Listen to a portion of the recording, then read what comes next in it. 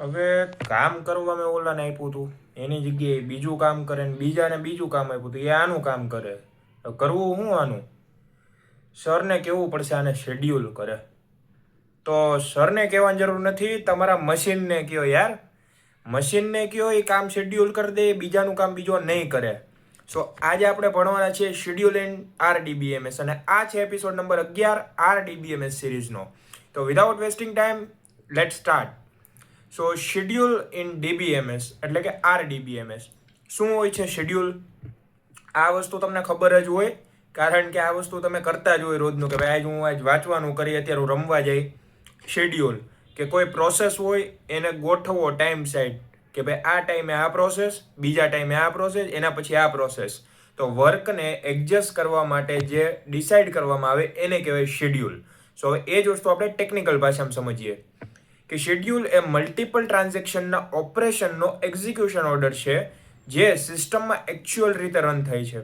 હવે આ જોતા તમને થોડીક કન્ફ્યુઝન થશે કે આ હું લખ્યું એ બધું, કે મલ્ટિપલ ટ્રાન્ઝેક્શન ને ઓપરેશન ને એક્ઝિક્યુશન ઓર્ડર ને નથી સમજાતું? કહું તમને, જો વિઝ્યુઅલી બતાવું છું, થોડુંક ધ્યાન દેજો. સો અહીંયા શું કીધું હતું એને, કે મલ્ટિપલ ટ્રાન્ઝેક્શન. સો અહીંયા મલ્ટિપલ ટ્રાન્ઝેક્શન, આ એ પહેલું, આ બીજું, આ ત્રીજું. હવે અહીંયા શું કીધું છે કે મલ્ટિપલ ટ્રાન્ઝેક્શન ઓપરેશન એ વારાફરતી થશે. એટલે ક્યારે થશે ને એ નક્કી થાય શેડ્યુલ કહેવાય. જેમ કે અત્યારે વાગ્યા છે 12 એટલે કેવા બપોરના કહી દે PM. સો એક કંપનીને આપણે પેમેન્ટ કરવાનું છે. શેનું? તો એડ્સનું. એક ઇન્સ્ટાગ્રામ એડ, એક ફેસબુક એડ, એક વોટ્સએપ એડ. તો અહીંયા શું નક્કી કર્યું કે ભાઈ કંપનીએ એમ કે એક હારે મને પેમેન્ટ ન મોકલતા, નકર GST વાળા રેટ પાડશે કે આટલું બધું પેમેન્ટ ક્યાંથી આવ્યું. તો એ એમ કહે છે કે પેમેન્ટના ટાઈમ બદલી નાખો. હવે આ કંપની હતી, કંપની, હાલો ભાઈ અક્ષર થોડાક હકાવી લેજો. કંપનીએ એમ કીધું કે મને પેમેન્ટ તમે અલગ અલગ ટાઈમે આપજો. તો અહીંયા એને શું કીધું કે આ જે ઇન્સ્ટાગ્રામ વાળું એ ઇન્સ્ટા, પછી આ FB વાળું ફેસબુક અને વોટ્સએપ વાળું WP. સો આ 3 પેમેન્ટ હતા. તો એને હું કીધું કે આ પેમેન્ટ છે એમાંથી મને પહેલાં FBનું પેમેન્ટ આપજો. એટલે પહેલું FB. કેટલા વાગે કીધું? એને એમ કીધું મને, સોરી એ ભાઈ આમ જાને, 12:30 વાગે. કેટલા? 12:30 વાગે. સો પહેલું પેમેન્ટ 12:30 કીધું. ત્યારબાદ એમ કીધું કે હવે મને ઇન્સ્ટાગ્રામનું પેમેન્ટ આપવાનું FB પછી, પણ એ કેટલા વાગે? તો 2 વાગે. કેટલા? 2 વાગે. અને લાસ્ટમાં જ્યારે કંપનીનો ક્લોઝિંગ ટાઈમ હોય એટલે કે 6 વાગે, સો લાસ્ટમાં મને વોટ્સએપનું પેમેન્ટ આપો એટલે કે ત્રીજું. અને એ ક્યારે આપવાનું? 6 વાગે. સો એને હું શેડ્યુલ કર્યું કે પહેલું પેમેન્ટ મને આપો FBનું 12:30 વાગે, ત્યારબાદ મને ઇન્સ્ટાનું પેમેન્ટ આપો 2 વાગે, અને લાસ્ટમાં મને વોટ્સએપનું પેમેન્ટ આપો 6 વાગે. તો એક શેડ્યુલ કરી નાખો કે પહેલાં આ પેમેન્ટ આવશે, ત્યારબાદ આ બીજું પેમેન્ટ ને લાસ્ટમાં ત્રીજું પેમેન્ટ. આવવાના હતા ક્યાં? અહીંયા કંપનીમાં જ. પણ શું કર્યું? એને શેડ્યુલ કર્યું આ વસ્તુને. સો કમ્પ્યુટરમાં કંઈક આવું જ હોય. તો હું તમને હજી એકવાર એ જ વસ્તુ વિઝ્યુઅલી સમજાવું, કમ્પ્યુટરની, આ નહીં. સો કમ્પ્યુટરમાં કેવું કે આ સમજો કે આ તમારું CPU છે. શું? CPU. હવે કંઈક કામ થવાનું છે. શેમાં? કમ્પ્યુટરમાં. પણ કમ્પ્યુટર શેના થ્રુ ચાલે? CPU through. સો અહીંયા એમ સમજો કે આ 1, 2, 3 અને 4 આ પ્રોસેસ છે કે આ કામ થવાનું છે અથવા આ ટ્રાન્ઝેક્શન થવાનું છે. પણ પ્રોસેસને એક્ઝિક્યુટ થવા માટે CPUની જરૂર પડે. તો CPU પહેલાં કોને આપવું, કઈ પ્રોસેસને આપવું એ નક્કી થાય. તો એને કહેવાય શેડ્યુલ. સમજો કે આ 3 MBની પ્રોસેસ છે. 3 MB. આ છે 4.5 MBની પ્રોસેસ. પછી આ છે 5 MBની પ્રોસેસ. અને આ લાસ્ટ છે 1 MBની પ્રોસેસ. સો અહીંયા બધી અલગ અલગ MBની પ્રોસેસ હતી. હવે આમાં શેડ્યુલ કઈ રીતે કરશો? તો જેનું કામ જલ્દી થતું હોય એને પહેલું શેડ્યુલ આપી દો. તો સૌથી ઓછો ટાઈમ જો કોનો હતો? 1 MBનો. તો આ 1. ત્યાર પછી કોનો ઓછો ટાઈમ છે? તો 3 MB. 2. ત્યાર પછી 4.5 એટલે 3 અને 4. તો અહીંયા શું થશે? શેડ્યુલ એવું થયું છે કે પહેલાં 1 MB વાળાને પ્રોસેસ કરવા દો. તો એ 1 MB આવ્યો, પ્રોસેસ પૂરી થઈ, બહાર નીકળી ગયો. ત્યારબાદ આ બીજા નંબરવાળાને આપ્યું જેને 3 MBની પ્રોસેસ હતી, એનું કામ પૂરું થઈ ગયું, એ બહાર નીકળી ગયો. ત્યારબાદ ત્રીજા નંબરવાળો અને ત્યારબાદ ચોથા નંબરવાળો. સો અહીંયા બધાને લાઇન ટુ લાઇન પ્રોસેસ કરવા મળી. તો આને જ કહેવાય શેડ્યુલિંગ. સો આ એક ટોપિક તમારો ઓપરેટિંગ સિસ્ટમમાં પણ આવવાનો હતો, જે આપણે એડવાન્સમાં સમજી લીધો છે.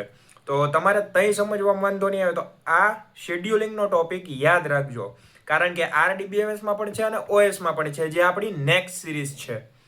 અહીંયા શેડ્યુલ તમે સમજી લીધું. ટ્રાન્ઝેક્શન ઓપરેશન ઇન્ટરવલ થઈ શકે. ઓર્ડર ઇમ્પોર્ટન્ટ છે કન્સિસ્ટન્સી માટે, એટલે કે જેમ ઓર્ડર આપણે કેવો મેન્ટેન કર્યો કે આ પહેલું, આ બીજું, આ ત્રીજું, આ ચોથું, તો ચારેયને વારા આપી દીધા આપણે કે પહેલા તારી પ્રોસેસ, પછી બીજાની પ્રોસેસ, પછી ત્રીજાની, પછી ચોથાની. તો આ આપણે શેડ્યુલ કર્યું. કોન્કરન્સી કંટ્રોલ માટે કોન્સેપ્ટ જરૂરી છે, એટલે કે ટાઈમ વેસ્ટ ન થાય અને ટાઈમ ટુ ટાઈમ કામ થવું જોઈએ, તો એના માટે શેડ્યુલ કરવું જરૂરી છે. અને પેરેલલ એક્ઝિક્યુશન સમજવા માટે બેઝ કોન્સેપ્ટ છે, બેઝ, ફાઉન્ડેશન, પાયાનો કોન્સેપ્ટ. એટલે કે સીપીયુમાં કઈ રીતે પ્રોસેસ એ સીપીયુને આપે છે, અથવા તો પ્રોસેસને સીપીયુ કઈ રીતે આપે છે, કે પહેલાં આને પ્રોસેસને આપો, પછી આ પ્રોસેસ, પછી આ પ્રોસેસ. તો OS-માં તમે બધું ડીપમાં સમજશો. અત્યારે તમારે ખાલી એટલું સમજવાનું છે કે શેડ્યુલ શું છે.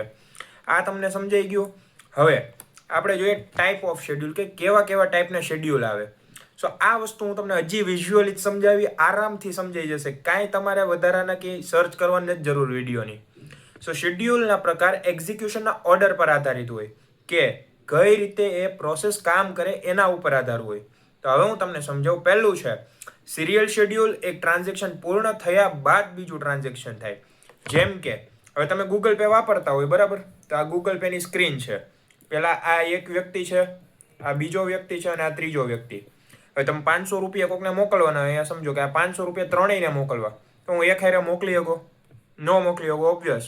તો અહીંયા તમે શું કરશો? પહેલાં આ એક પર્સનને 500 મોકલશો, પછી એનું કામ થઈ ગયું ડન. તો હવે શું કરશો? આ બીજા વ્યક્તિને મોકલશો, એને 500 મોકલાઈ ગયા, ડન. પછી તમે ત્રીજા વ્યક્તિને મોકલો. એક હારે મોકલી શકો કોઈ દી? ન મોકલી શકો ને. તો એને જ કહેવાય સિરિયલ શેડ્યુલ. એટલે કે એક ટાઈમે એક જ ટ્રાન્ઝેક્શન થાય, એક ટાઈમે એક જ પ્રોસેસ થાય. નોન સિરિયલ શેડ્યુલ એટલે કે હવે આ વસ્તુ બહુ મસ્ત છે, થોડુંક ધ્યાન દેજો. આમાં હું એને 2 એપ્લિકેશન યુઝ કરીશ. અહીંયા છે પેટીએમ. ચાલો પેટીએમ કરો, અને અહીંયા હું આપું છું જીપે. दूसरा मतलब मत निकालना दोस्तों, जीपे गूगल पे की बात कर रहा हूँ मैं. અહીંયા પેટીએમ અને ગૂગલ પે થઈ ગયું. અહીંયા શું થશે કે એક વ્યક્તિ છે એ પેટીએમ યુઝ કરે ને એક ગૂગલ પે યુઝ કરે. તો અહીંયા પેટીએમથી કોને પેમેન્ટ કરવાનું છે? તો આ વ્યક્તિને. તો આપણે એને પેમેન્ટ કરીએ, અને ગૂગલ પેથી આને પેમેન્ટ કરીએ, બેને એક હારે પેમેન્ટ કરીએ. તો અહીંયા શું થયું ખબર? તમે બે વસ્તુ at A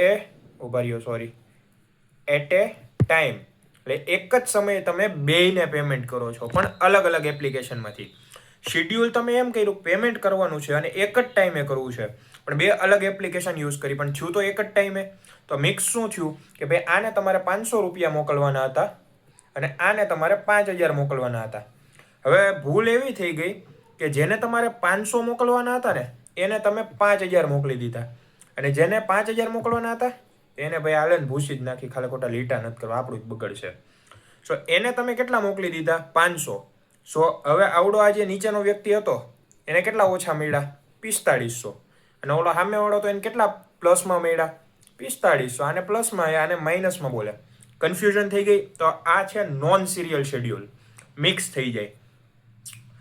કોન્કરન્ટ schedule, parallel execution થાય, જે હમણાં તમને બતાવ્યું કે બે એક સાથે ચાલે. ગૂગલ પે અને પેટીએમ બેમાંથી તમે એક હારે પેમેન્ટ કરી શકો, બરાબર? તો એ જ છે કોન્કરન્ટ શેડ્યુલ, કે બે એક હારે વર્ક કરી શકે.